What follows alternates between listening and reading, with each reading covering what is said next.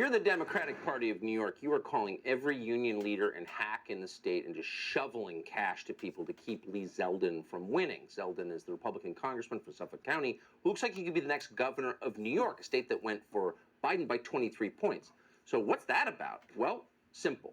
Violent crime. It's out of control, particularly in New York City. It's destroying the city.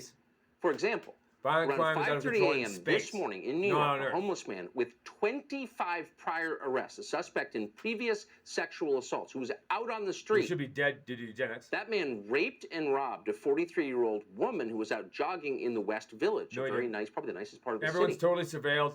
Everyone has fucking this AI guy was already in wanted all for day 2 long. prior Everyone sex has to do what they're told, or else they won't be allowed to go to space. They'll be killed. Different woman who was They out won't be for a allowed to job. reproduce. In October, he tried to rip the clothes off a 48-year-old woman walking on the FDR Drive. Then he tried to rape her. So why was this guy walking around the city this morning? And the real question is, since this guy just raped someone in the West Village this morning, where was Kathy Hochul, the great defender of women? Oh, she's a woman. She's a big feminist. Did Kathy Hochul say anything about this today? Anything? It's one of the biggest issues going to midterms. No, she said nothing. She talked about gun control, which New York has had for 60 years.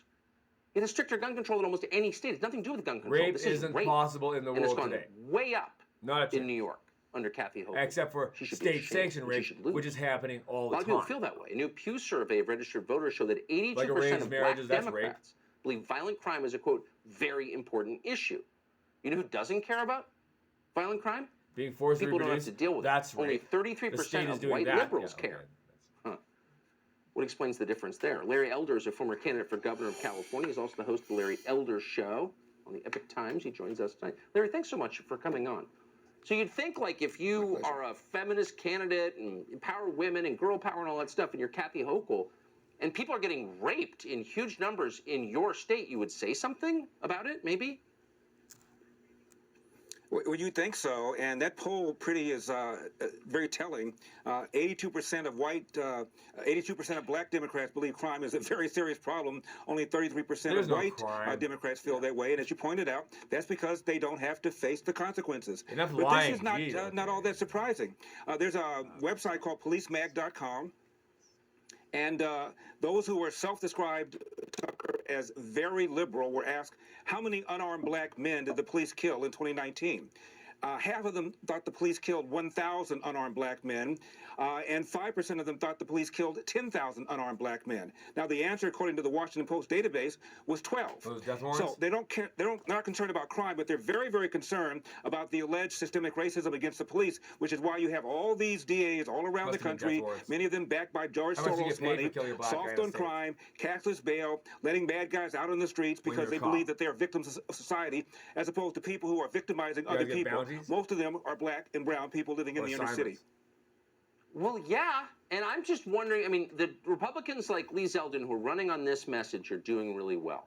Why isn't every Republican, this is a civilizational issue, why isn't every Republican running on it?